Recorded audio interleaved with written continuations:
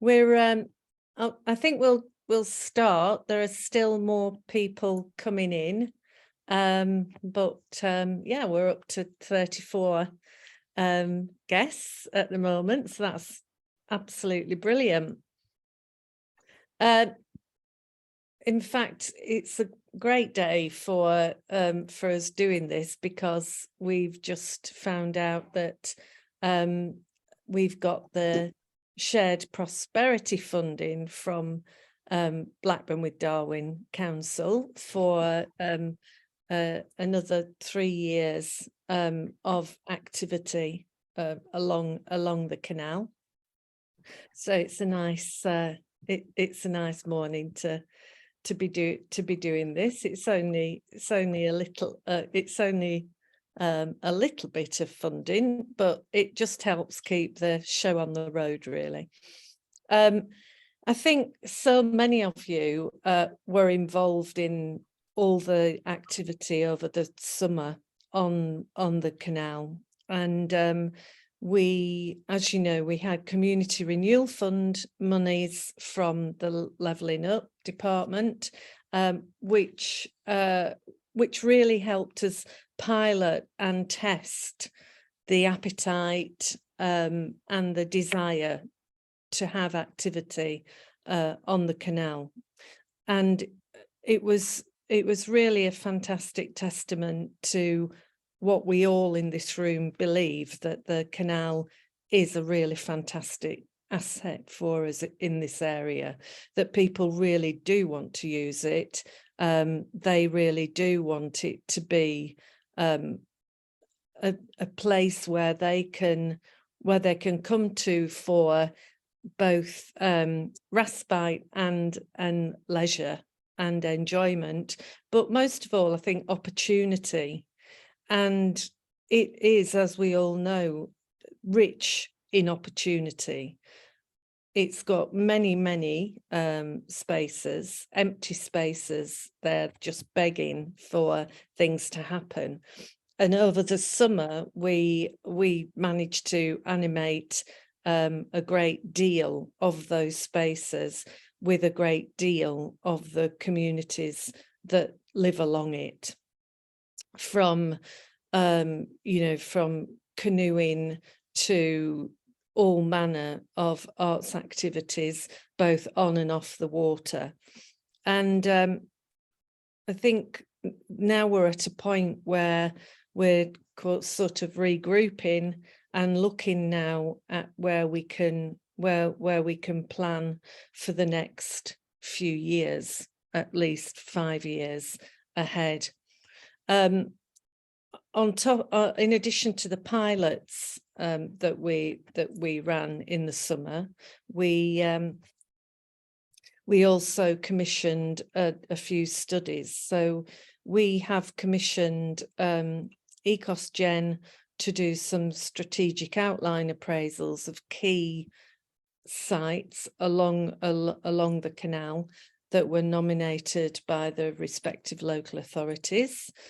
And I don't probably need to remind you that they are Blackburn, Burnley, Pendle and Hyndburn. And we also commissioned a green energy study, which we're hoping for the results very soon. But most importantly, we commissioned this study, which is a design landscape strategy from BDP, which we want to show you this morning. And I know many of you, if not all of you in this room, have been part of the consultation sessions and have had interviews with BDP to feed into this study. And really what we want this study to represent is a blueprint, if you will, for future activity on the canal. We presented the draft of it a few months ago when it was much warmer to the chief execs, the regeneration departments, across the local authorities, including Lancashire County Council and Canal and River Trust, and everybody in the room was very happy with it, very happy that it did provide the kind of blueprint for, I don't want to call it development along the canal, but for a future template that we can work to when we're thinking of doing work along the canal, or when we're not thinking of doing work along the canal, but realize that actually there's a great opportunity to use it in so many of our initiatives, not least obviously health initiatives, of which there are many, particularly with Together an Active Future, and the canal again represents a great resource for that because it's so accessible and flat.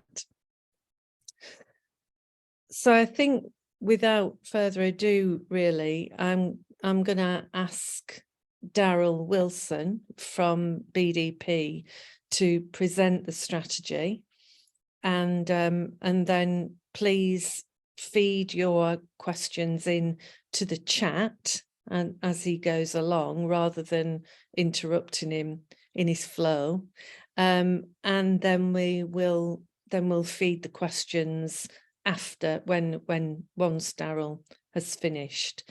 And I should say that I think we're recording this session, so do let us know if you don't want your voice or opinions to be recorded, and we can somehow magic them out. Okay, I'll hand over to Daryl. Thanks, Laurie. Good morning, everyone. I'm just going to share my screen with you all. Thanks for coming this morning online. I'm really excited to present to you today the super slow way, bringing life to the linear park.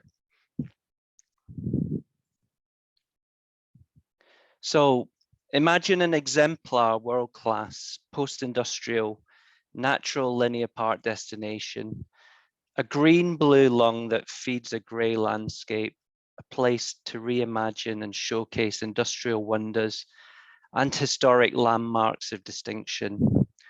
The vision is here, and it's an extraordinary opportunity, a seminal moment as described by Places Matter to transform the quality of life for communities and the environment through this ambitious but deliverable super slowway linear park. To realize this vision, we've developed 3 key life streams that embody the spirit of the super slowway. And these are green life, social life, and park life. The key aspects of the green life strategy are to create a green economy, adding value to development through the impact of green infrastructure and quality of life benefits. A soft framework of green streets that extend beyond the limits of the canal to blend in with the surrounding neighbourhoods, to promote sustainable transport, nature-based solutions, to promote productive landscapes, including community-driven projects, and to promote biodiversity net gain.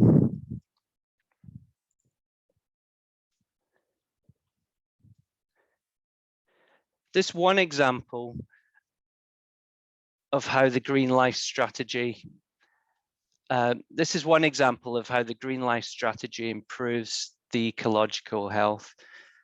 And you can see on this how this diagram considers the relationship between species, food source, and habitats. Social life is about connection. So connection with the linear park through wayfinding, visual identity and information, as well as cultural and historic interpretation, and connection between people and communities through activity, education, social media, play, discovery, and wonder. And a key example of the social life strategy is visual identity. So to embrace the visual aspects of wayfinding to create a sense of place, combining real world experiences with digital information to create an exceptional visitor experience. And there are lots of early potential wins here to create significant identity improvement and uplift the super slowway linear park from a very short-term basis. The third life stream is park life, to create a signature tourist destination by amplifying and celebrating the extraordinary industrial heritage, to reinforce episodic destinations around these landmarks of distinction, and to use lighting to unify at the grand scale a cohesive oneness through color, tone, and timed lighting effects as well. The lights of the super slowway are a high impact intervention. At the grand scale, they provide the identity, the visual markers, the reference points, and viewed locally on foot within the super slowway linear park, or can be experienced from far away at high speed from the motorway. And we've started to identify some of these high impact lighting projects. These might be the Imperial Mill, Briarfield Mill, the Briarfield gas holder, even the Gano Tunnel in Burnley, the heritage chimneys, the walls that run throughout the canal corridor. There's a number of opportunities here that we can start to develop some quick wins for the project.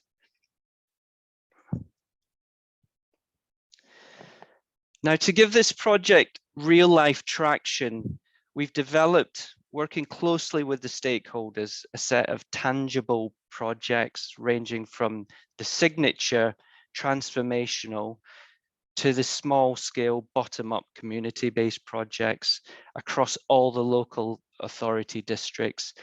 And Laurie's already spoken about a lot of the live projects that have taken place over the summer and even before that, which even includes things like the coke ovens, which were a massive success. But starting with Blackburn with Darwin, the detailed exercise that we undertook was to identify key opportunities throughout Blackburn.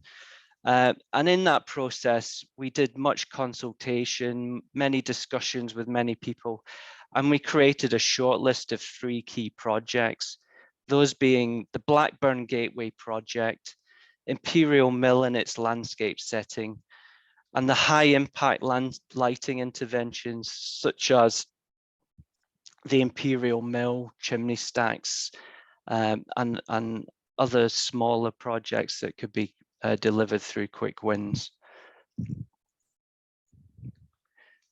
The Blackburn with Gateway project is a major project.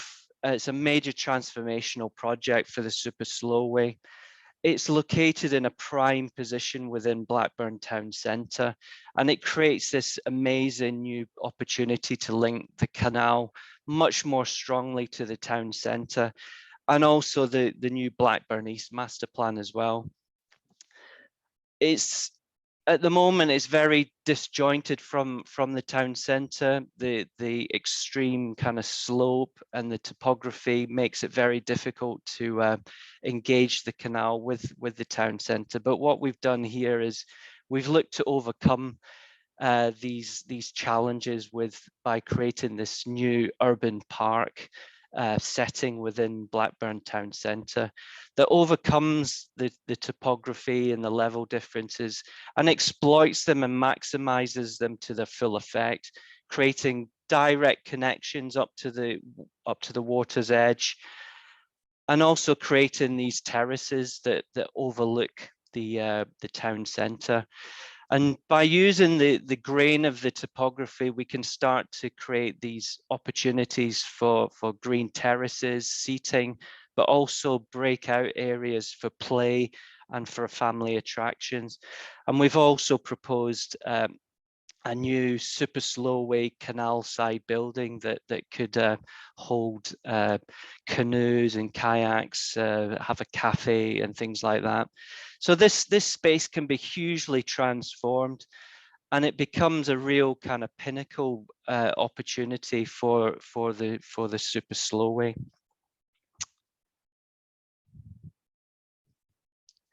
The Imperial Mill is another a huge destination opportunity here, a major attraction, and is so visible as you approach Blackburn from the motorway. It's one of the first things that you see. So the opportunities here were massive to transform and enhance the existing building, but make sure that we're complementary to the existing uses, and to transform the setting for the building with new gardens, a new footbridge that sails over the canal, event spaces, an opportunity for a water taxi stop that could connect back to Blackburn town centre and create this waterside link between the two destinations. Opportunities for allotments, orchards, market spaces, and a further afield, the opportunity for woodland walks, play space, and make this a real family attraction. And again, another real destination along the line of the super slowway linear park.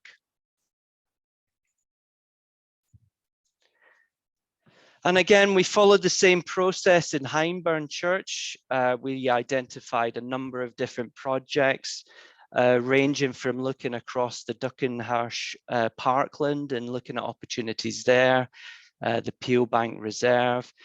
But we focused our attention on the Hargreaves warehouse and also the canal side setting. We felt that certainly in this location, there was real opportunity just by transforming the edge of the waterside to make it a much more enhanced setting, to create that link to the Coke where through the summer we'd delivered this amazing new lighting project, and to almost make that something more permanent for the area, and really start to kind of create these important kind of loops between the Coke Ovens and the Hargreaves warehouse, and beyond as well. Now, the amazing thing about the Hargreaves warehouse was its setting, or is it setting? We know that there was a fire in a number of months ago, which was a real tragedy, but we still see this as a key opportunity and a key location in terms of it sits on the canal turn. It's closely linked to the station. So there's real opportunity to kind of create that visual marker to the canal from the roadside. So again, we see opportunities in introducing temporary pop-up cafes, play spaces. Again, this opportunity for water taxi. So that theme of the water taxi comes through the linear park and gives those connections between these destination and drop-off points. We see there's a real opportunity to really transform this area. For example, the link between the station and the warehouse, and transforming the streets in terms of creating green streets through that connection. So real opportunities there. And what we started to do was to visualize that again, and to show what the opportunities were in terms of producing things like connected walkways, a new pedestrian footbridge that runs directly across from the Hargreaves warehouse, floating planters in the canal itself, and like I say, temporary pop-up events and cafes and activities. So again, a real opportunity to transform this really key asset along the canal.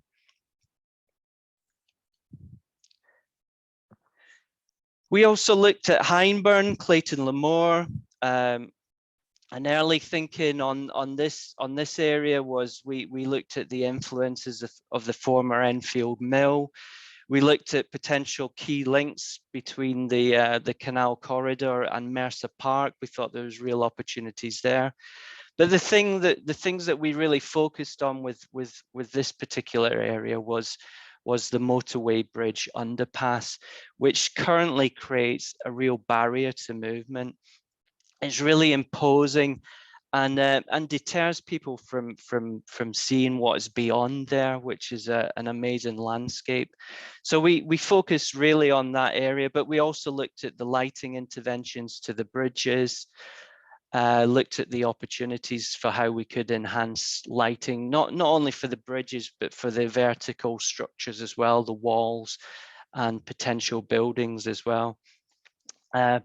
But like I say, the real focus for us was the motorway bridge gateway, which we felt was an important portal to the landscape beyond. And what we looked at, and you can see in this visual, was this idea of using lighting to light the underside of the bridge to really create drama and interest and almost make it an attraction in itself, but also to apply vertical greening and to really soften the large concrete structure that sits there at the moment. And again, it becomes a real asset for the canal. And again, it's something that could be applied throughout the landscape linear park, not just this particular project, but we saw this as being a real kind of pioneer in showing what the value and the benefit could be of these transformations. Burnley required a lot of deliberation. There were so many opportunities in Burnley, and we carried out a lot of engagement to identify what those key projects were. We could have focused on things like the areas around Queen's Park, Thompson Park, around Yorkshire Street, but through a lot of discussion and deliberation, we settled on focusing on the Weaver's Triangle, in particular what we term the canal parklet, and I'll go into a bit more detail about that in the coming slides. We also looked at vertical interventions, and in particular that connection between Sandygate and Finsley Wharf, where the vertical kind of edges that enclose certainly the canal corridor are a real benefit in terms of creating that particular identity for the area. And we saw real opportunity in enhancing those features.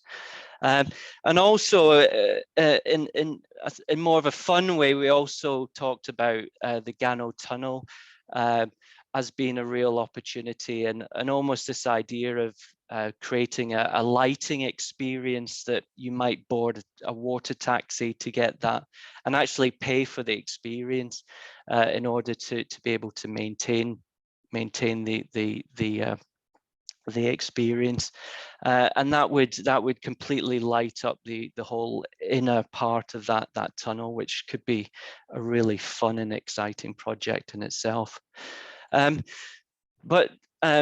Yeah, and other kind of lighting things that we looked at certainly along this area was the facades, the walls, and other kind of historic features, as well as more contemporary features such as the motorway overpass as well. So amazing opportunities in Burnley that could really enhance the super slowway linear park. But like I say, we focused on the canal parklet, and we chose this area again through consultation and deliberation. But the canal parklet is in such a key location. It's close to the station. It's equidistant to the bus station and the town centre, and also creates this kind of hinge point to the local community neighbourhoods to the south. And is on a key desire line a link across the railway and also the canal as well. So this particular area, which is currently an open blacktop car park, we saw huge opportunities here in terms of really transforming this and making it a real transformational project. Excuse me. So we for this project, we looked at various kind of opportunities. There's significant kind of level change that we can exploit in terms of creating terraces, steps, seating opportunities, lighting on the underside of the bridge. We have these huge columns that sit below the motorway bridge as well that again provide opportunity.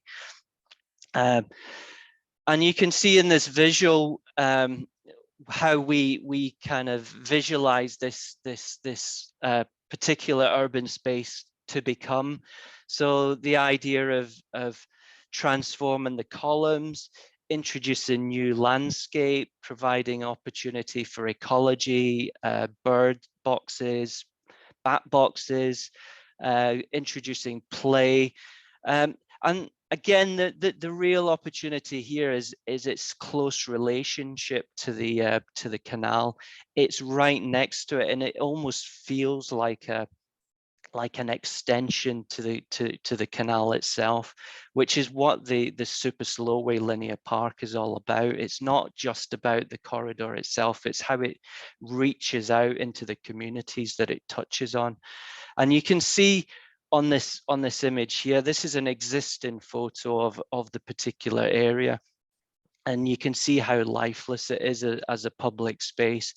There's a few parking spaces in there. It's all blacktop. You can't see the canal at all, so there's no visual relationship to the canal. And again, our visualization here, same area as before, but you can see what the opportunities are here to open up and make the canal visible, to create those seamless connections, accessible routes with ramps and steps and so on, but to really animate and create a lively and vibrant space en route to the town centre. So it's literally a few 100 meters away from the town centre. It's in a key location, and the opportunities here are terrific.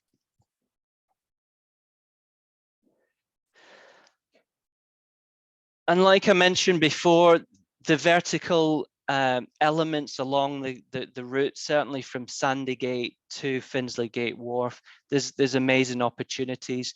There's points where we have these elevated views across Burnley, and we could be playful about how we kind of frame views or create portals that people can engage with and find fun and interactive. We can look at murals to transform some of the faded facades. We can introduce green walls, and we can use lighting to really kind of enhance the setting of the area as well.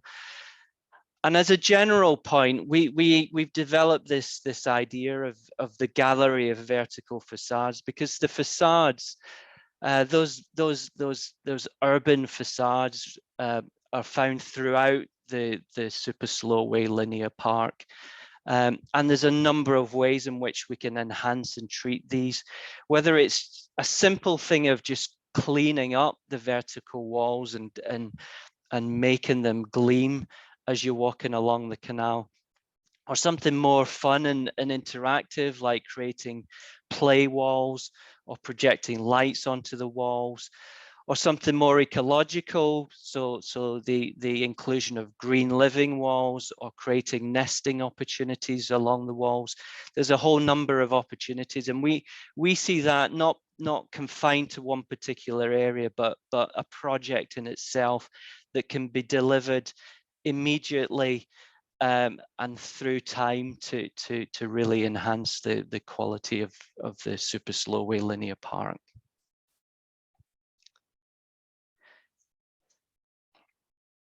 The The final project area that we looked at, and certainly not least because again there's a huge opportunity here. There's some amazing existing structures.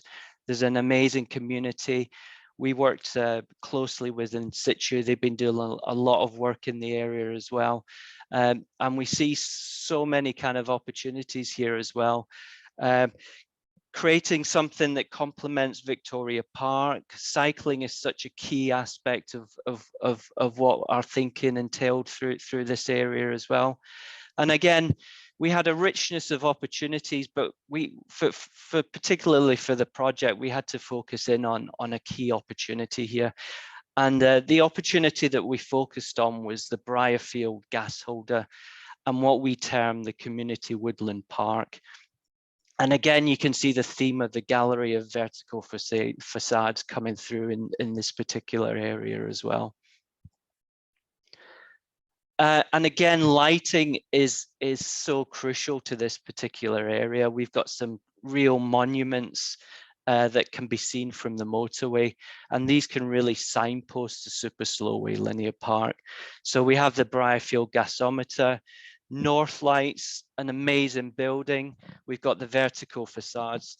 And again, this community part that we're looking to develop sensitively with the community and stakeholders as well.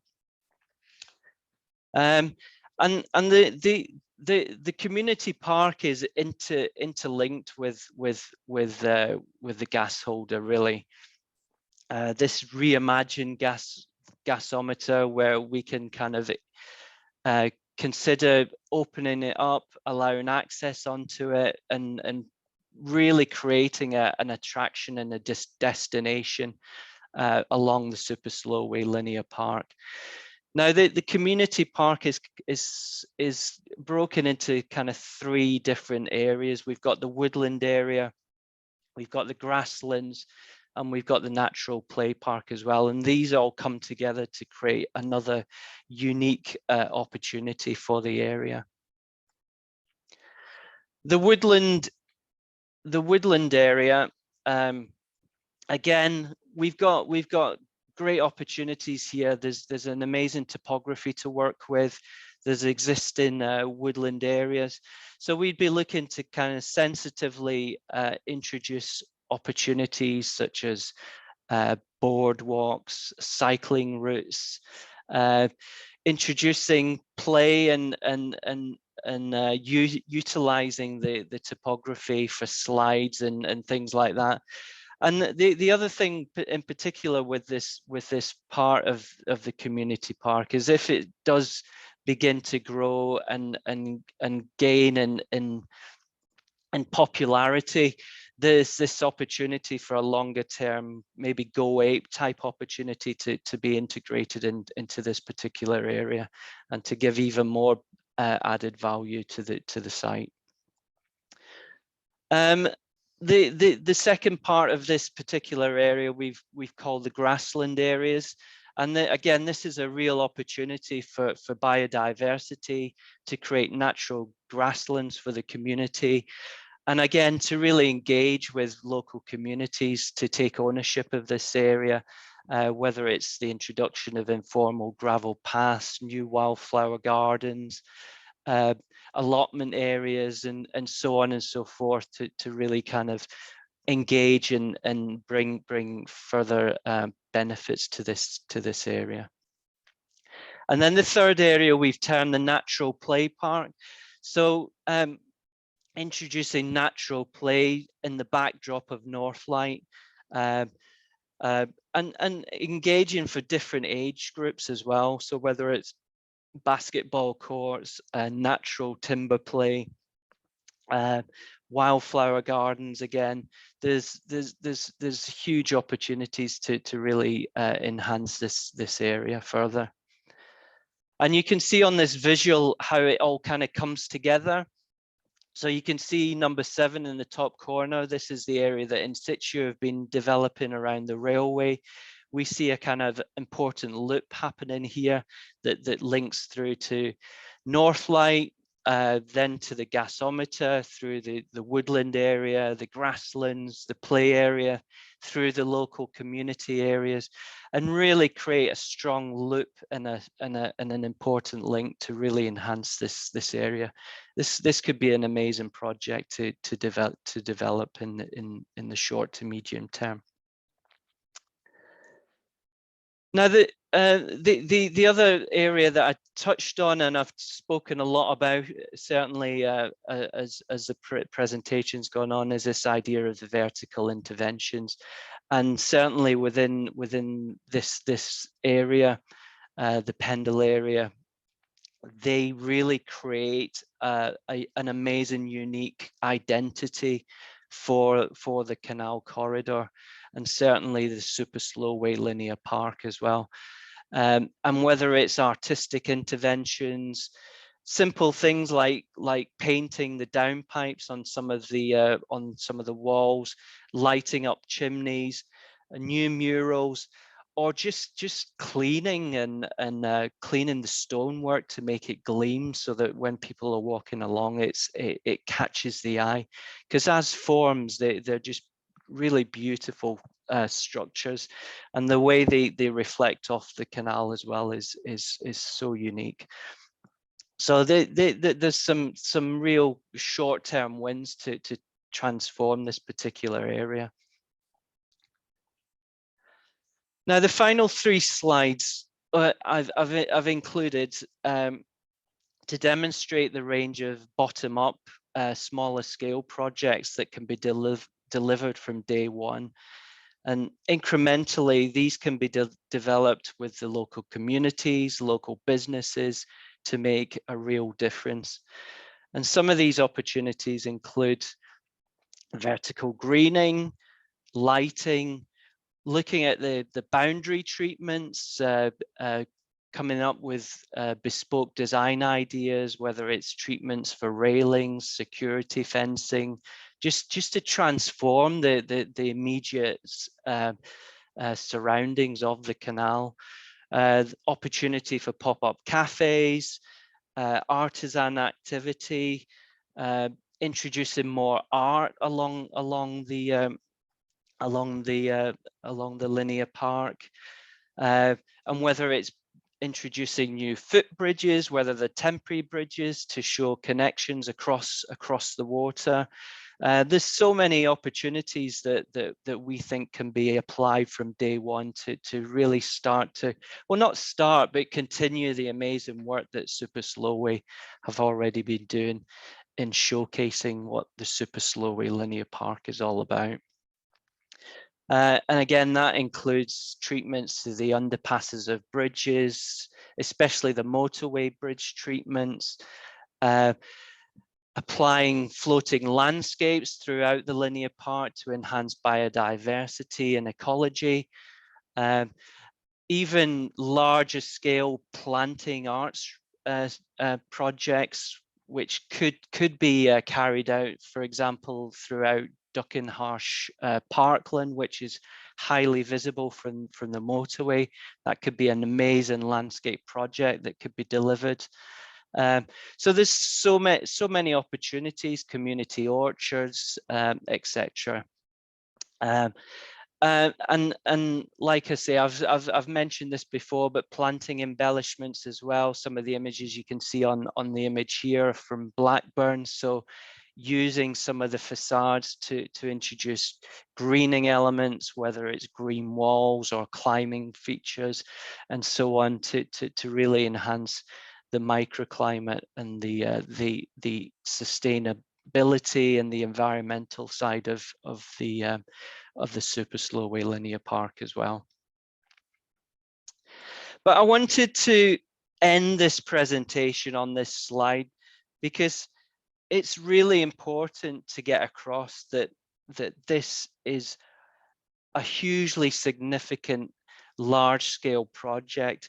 It's a joined-up project where the whole is so much more greater than the sum of all its parts, and this really helps to embed that within the idea of the Super Slowway Linear Park. So Thank you very much, and I'll pass back on to Laurie. Thank you.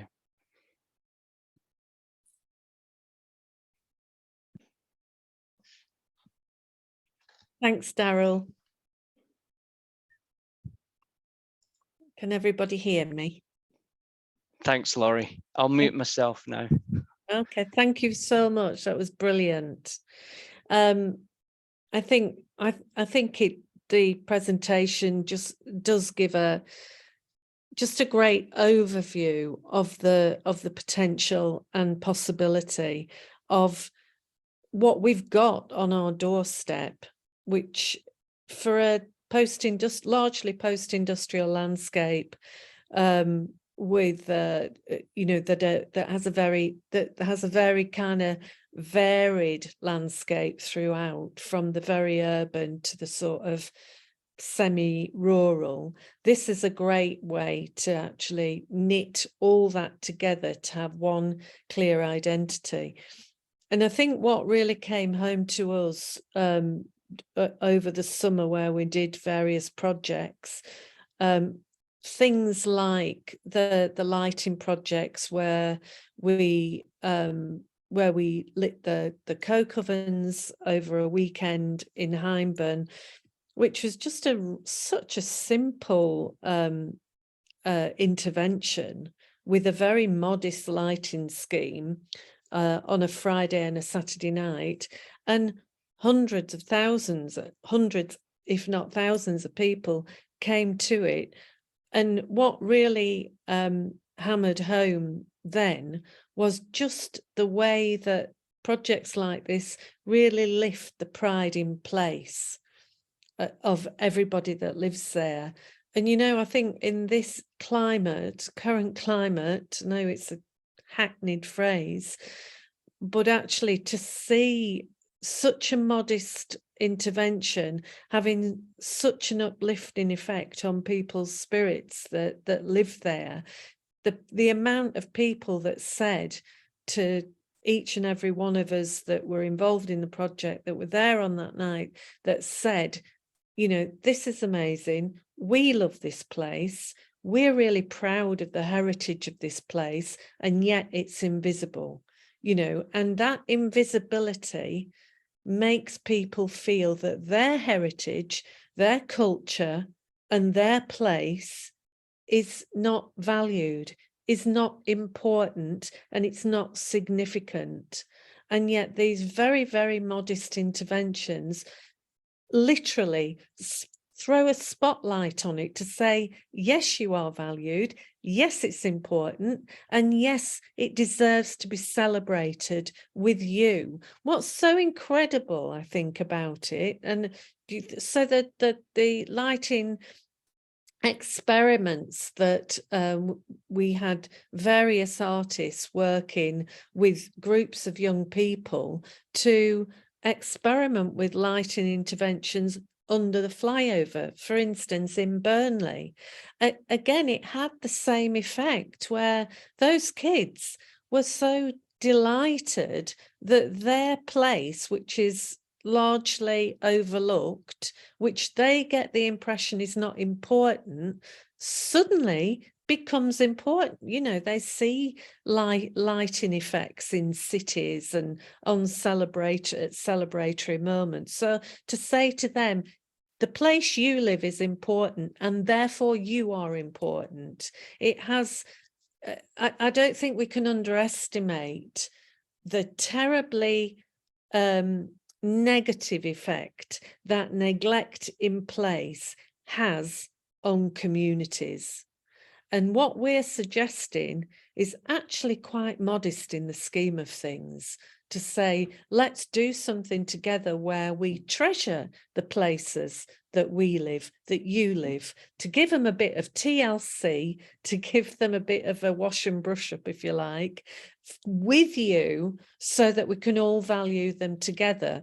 Because actually, when you get up in the morning, you walk down the street or down the canal, the place you live is reflecting back at you, is telling you how important you are and your culture is.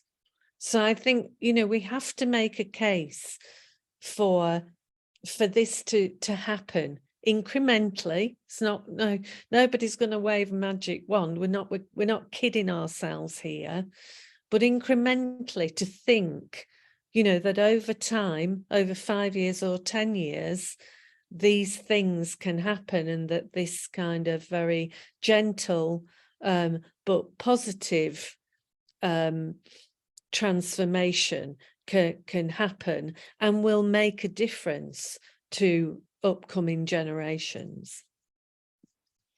I'm not sure whether we've had any questions in the chat, but please do put your hand up. And I think Kate is gonna. Yeah, we've got a couple of questions in the chat, so I'll start throwing them your way, Laurie. The first one is there an opportunity to consult further or consider more physical activity offers, such as outdoor gyms or learn to ride tracks in the open or community spaces or along the canal beside the play areas? Yes. Who is that from? That is from Mohammed in Blackburn. Oh, right. Yeah. Do you want to ask the question yourself? Yeah. Hi, Laurie. It's Mohammed here. Hiya. Yeah, How are you? I'm not too bad. Long time. Yeah. So I have been chatting to Vladimir, so he's been privately messaging me since my question. So I'm working as a project manager for the Active BWD project, which falls under TAF. And that's the angle that I'm coming from. So there's an opportunity maybe to work alongside, possibly across Pennine, Lancashire and TAF and the teams. There's a number of project managers within each local authority. So it was just, you know, whether we can introduce further physical activity. And it doesn't have to be intense. It could be low level activity that wherever there's a community space or an opportunity, you know, along the canal, that we try and consider this. But like you say, we also need to consider what the community want. There's no point putting any gyms out there if they're not going to use it. No, absolutely not. I don't know. I don't know if Ben is on the call. Kate, do you know if Ben? He should be. Yeah, because just I don't know whether you were on the call right at the beginning, but I did say that we'd had great news this morning, actually, that from Blackburn, that they have got a little bit more shared prosperity fund, and what we applied for was a continuation of all the work that we've been doing along the canal in Blackburn in the summer. And Ben is our project coordinator on that. So we've been doing a huge amount of activity, which I'm sure you're aware. So certainly we've now got the money to keep Ben in post for another 3 years to really consolidate all that activity. And that is largely physical activity. So we're really looking to build on that. And everything that we've been doing over the summer is an attempt to engage the people that live along the canal, to test out activities and to come up with ideas of what they want to see and where it can happen. I can't see Ben. No, I'd say I think he's probably had to go. Okay, so because I think Ben's had first-hand experience of speaking to everybody, and we're collecting all that feedback to build on. Yeah. And obviously we've been working with TAF and all the other organisations that are trying to do that work in the area. Yeah. No, that's good. Thank you for that. So yeah, but let's put something in the diary in the new year. Yeah, that'll be good. Thank you. Cheers. So next question's from Rachel McQueen. If Rachel's still on, do you want to? Hi Kate, hi Laurie. Hi. Thanks for the presentation. Obviously, I think it all looks incredible. I had one question and one plea. I think Vladimir's tried to answer, but I don't. So the question was basically just, how can we help as a group of wider stakeholders? How can we help move the project forwards? I'm kind of developing a visitor economy growth strategy for the county at the moment, and obviously I'd want to include this as a key potential opportunity within that. And then my other one was just, I noticed on some of the slides that we've lost Lancashire. It's now kind of referred to as Pennine Linear Park. And I guess it was just about connecting the project to the county. So there's still being, this linear park, however it evolves over time, it will be a key asset for Lancashire. And I was just keen not to lose the connection between. Sorry, it was referred to as a Pennine Linear Park. Yeah, so when I think that must have been a mistake, sorry, because it's absolutely, absolutely not Pennine. Yeah. Slides, so I didn't know whether, because I know that we've been referring to Super Slowway as the linear park, and I really, I kind of think that language is really beginning to work. But I just wanted to make sure that we were kind of grounding it in Lancashire and the bits of Lancashire, obviously. I think that was a mistake on my behalf, so apologies for that. It's definitely Lancashire. I think Ed's here now. I think maybe do you want to speak to that in terms of its place in the Lancashire's vision? Yeah, I'll try, Laurie. Hi, everyone. I'm sorry I missed the start of the call, down to the wonders of British Rail. And Rachel, I did see your point about next steps as well, so I'll try and cover both of those. So I'm Ed Matthews-Gensel, Culture and Creative Industries at Lancashire County Council and Creative Lancashire, and I've been lead officer supporting the development of the feasibility for Linear Park and developing the idea for quite a number of years, it feels like now. And I think that's kind of key to it, really. Laurie said that it's going to take an incremental approach. There's no magic wand, there's no big pot we can find to create a manifesto straight away. So it's going to have to be that case where it's going to be that incremental approach, looking at opportunities as they come, but more importantly, getting everybody on board and kind of pulling and pushing in the same direction. And that includes county, that includes the LEP, and that includes all of the relevant districts, and also thinking about the places that it connects into as well. The Linear Park was referenced in the LEP cultural investment strategy as one of the county's 5 key cultural priority programs. Along with Linear Park, along with Eden Project, Harris Museum, the upscaling of the festivals, and the Showtown Museum in Blackpool. And in terms of those projects, I think at the time when we first were beginning to have the conversations about the Linear Park concept, it was the one that was, out of all those 5 projects, it was least understood and had the most traction. In a very short time at all, it's got a lot of traction, interest from government, Arts Council, National Heritage Lottery Fund, achieved a lot of investment. We know that government likes to augment investment. And in terms of what it can do, because Laurie also sort of mentioned that, the issues around neglect in these places and left behind places. And I guess another way to sort of categorize that is that it's the symptom of sustained years of underinvestment into places, and this is one of the sort of ways to actually leverage investment, not just for those places where the canal cuts through directly by 22-mile stretch. It's also about how the canal kind of corridor can be a conduit to investment. The underinvestment up to date and the neglect of some of the infrastructure around it has actually become a barrier to investment. So this is about unlocking investment for the whole county and showing in a new dynamic way and almost modelling an approach to regeneration post-recovery. So in terms of how it relates to the Lancashire County Council's key objectives as well, and our aims and our visions and our values, it contains all of that. It's something that not only considers the inclusive growth of citizens, but also how we can think about growth in a sustainable way as well. And at the moment, it creates so many opportunities. And when like today, I'm supposed to be in London today, but when I'm in London speaking to officers and ministers and civil servants about what we're doing in Lancashire and about Linear Park. It's the idea that they kind of get it straight away. You know, they understand it. You know, they think it's got real potential.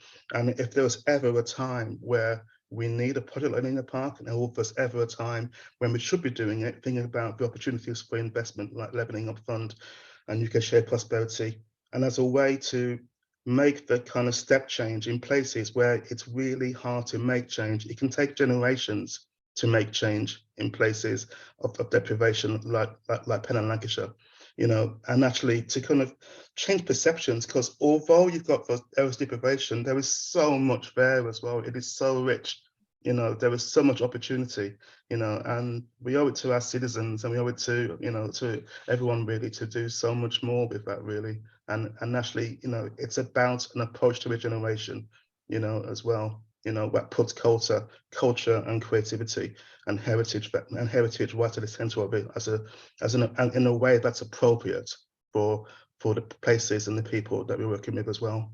Does that answer it, Laurie? Absolutely, brilliantly. Yeah, thank you, Ed. Yeah, fantastic.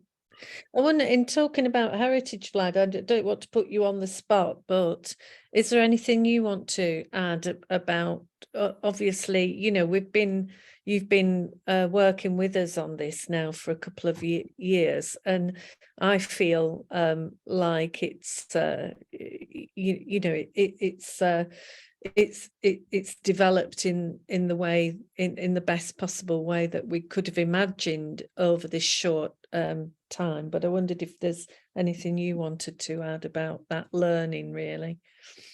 Yeah, and the project really operates on a number of levels. It is a leisure and recreational resource for the community that it touches. It is an arts and cultural project and concept in its own right. But underpinning that, as you and Ed rightly said, is the amazing industrial heritage of the area that has been underused and lies largely well, heading towards dereliction. We saw what happened with the Hargreaves warehouse with a fire, and this is a story that happens to too many of our industrial heritage buildings. The Mills survey a couple of years ago identified that 75% of the county's extant mills lie in Pennine, Lancashire, and we find that finding new uses for these amazing old buildings is increasingly difficult, and this type of project provides new uses for those old buildings and amazing spaces. So for me, offering this opportunity for new life and new uses for those spaces is absolutely incredible, and it's an opportunity to showcase the heritage of the area and showcase the area's amazing industrial heritage.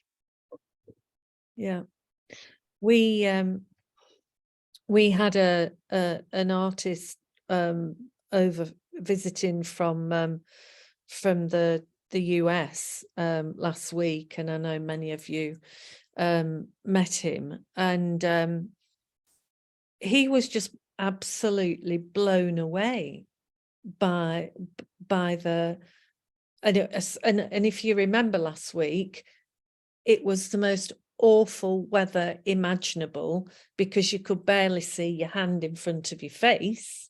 Like day after day, I was tearing my hair out because I'm, you know, very proud of this area. We have beautiful landscape and I want to show it off, but you couldn't actually see much of it last week.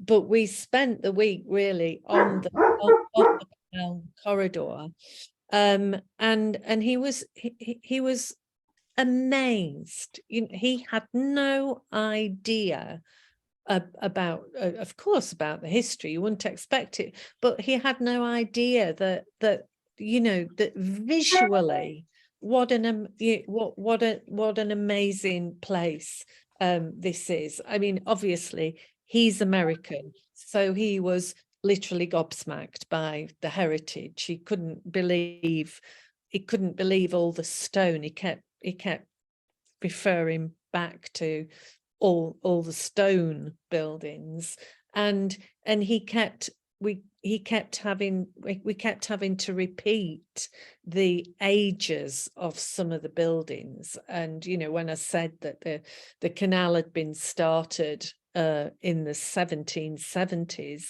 he had to make me repeat it because, you know, the 1970s is a long way, a long way away for him, but the 1770s, he was hardly able to compute. And we, that having somebody like that in the area and asking us the kind of questions that only an outsider asks, it makes you realize the kind of how precious, what an absolutely precious thing that we have, that we own.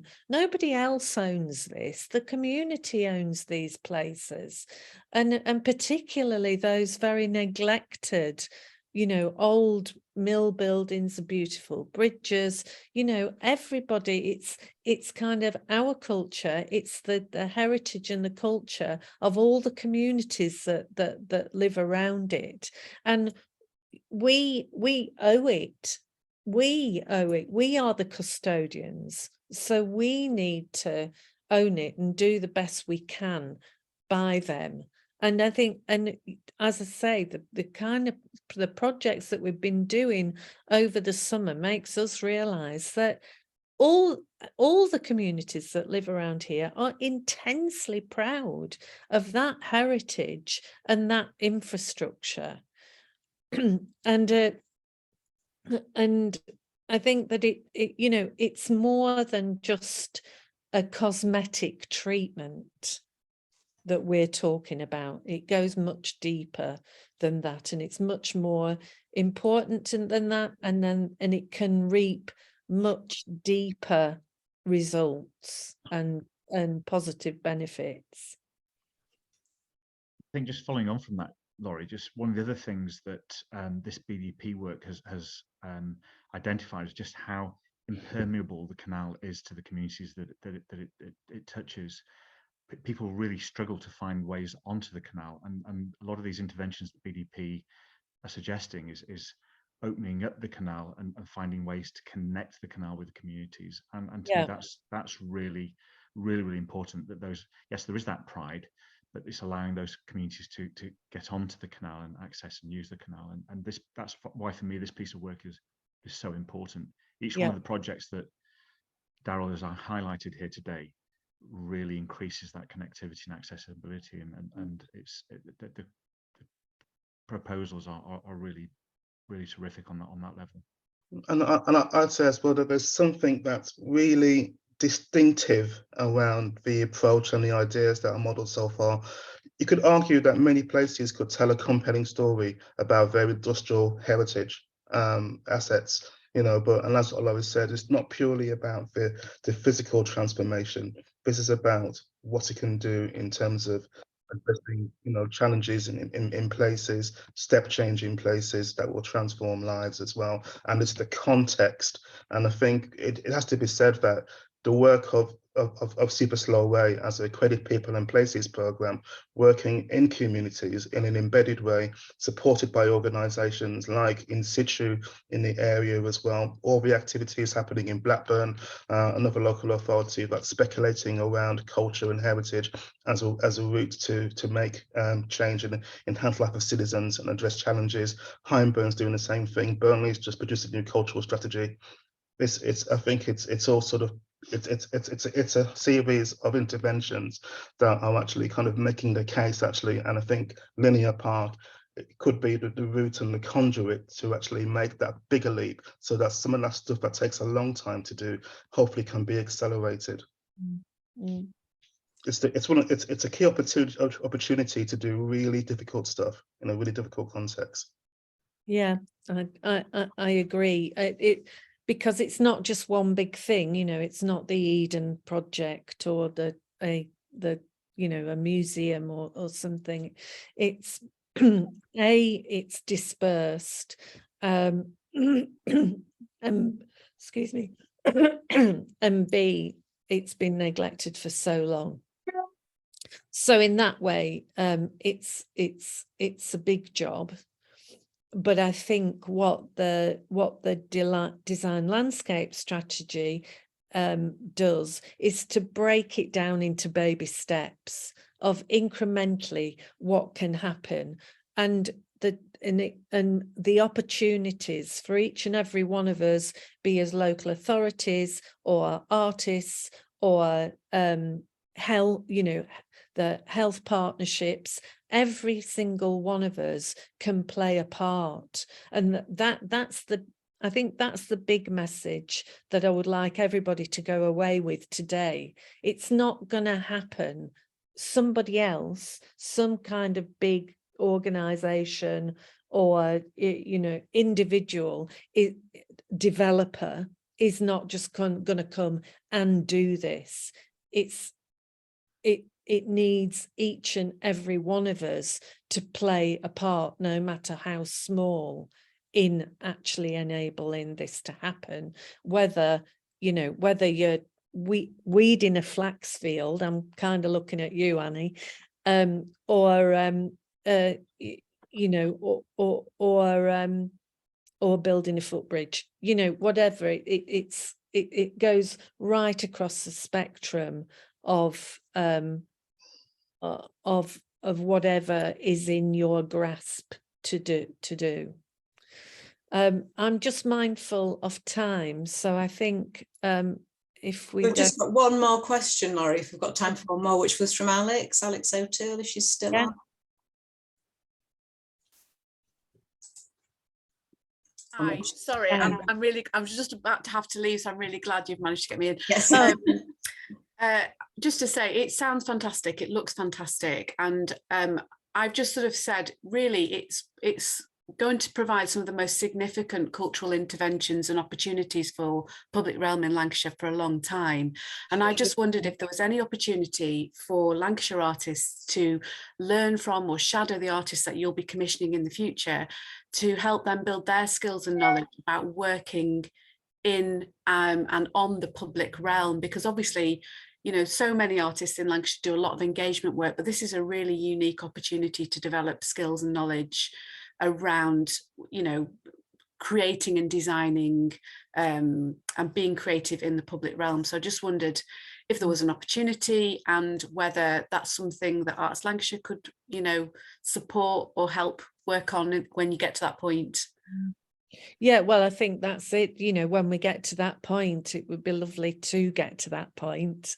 And certainly, that's what we should all bear in mind, because the whole opportunity is an opportunity for upskilling, for new ways of thinking about kind of personal productivity, whatever you are, whether whether you live there and you can be a better sports person or grow food or whatever, or be an artist. I think it should offer opportunities for right across the board. And certainly, obviously, we need to get fundraising in terms of any big opportunities that come from it. But already up to date, where we've been working for over the past year, the majority, I would say, of artists that have been involved in the work so far have been from Lancashire, or at least maybe over the border a bit in Yorkshire.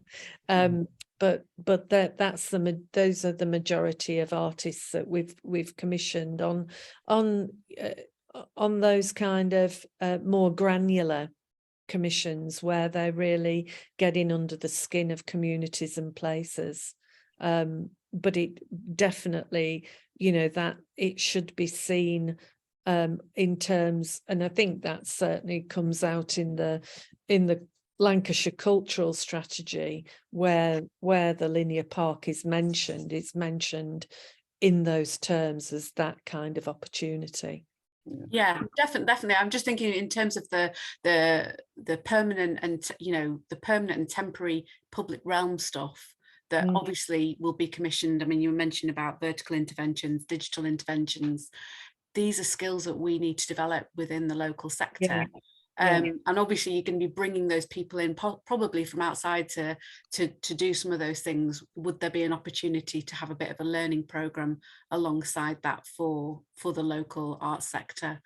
Well, I think that would definitely be an ambition, but yeah, I think the first step is to get some money to actually do it. I think Alex and Laurie as well. I think that knowledge transfer is kind of, to some degree, it's embedded in the approach and the principles of the program. And you talked about the commissioning, but also this is as much about developing the ecology, not just for of the sector as well, and that's going to include opportunities for makers to work, and I think there's already been so much great work and experience and knowledge already embedded into the county from bringing world-class artists into the region through some of the programs already.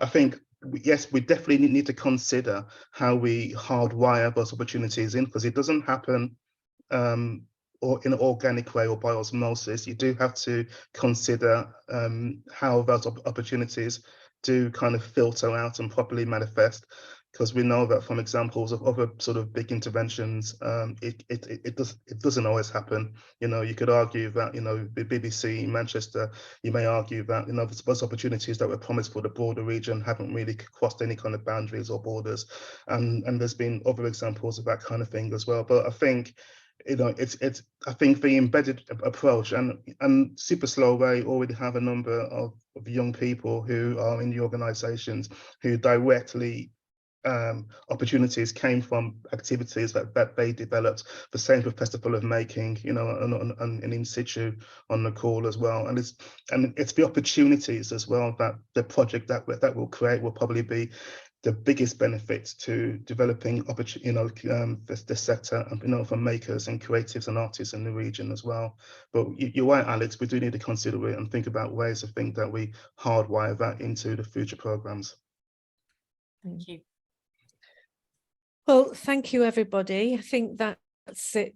I'm looking at Kate to know that we've answered all the questions. A big thanks to Daryl and the team at BDP for this piece of work. I think they've worked really hard to try and reach as many people as possible to feed into their thinking. So I do hope that that what's come out of it is really reflective of everybody that's had an opportunity to feed into it, and I think it's a fantastically useful document that will be our calling card going forward for more funding and support. But thank you everybody for coming, and I'll take this opportunity to say Happy Christmas. Thank you. Thanks, Laurie. Bye. Thanks so much. Bye-bye. Thank you. Bye.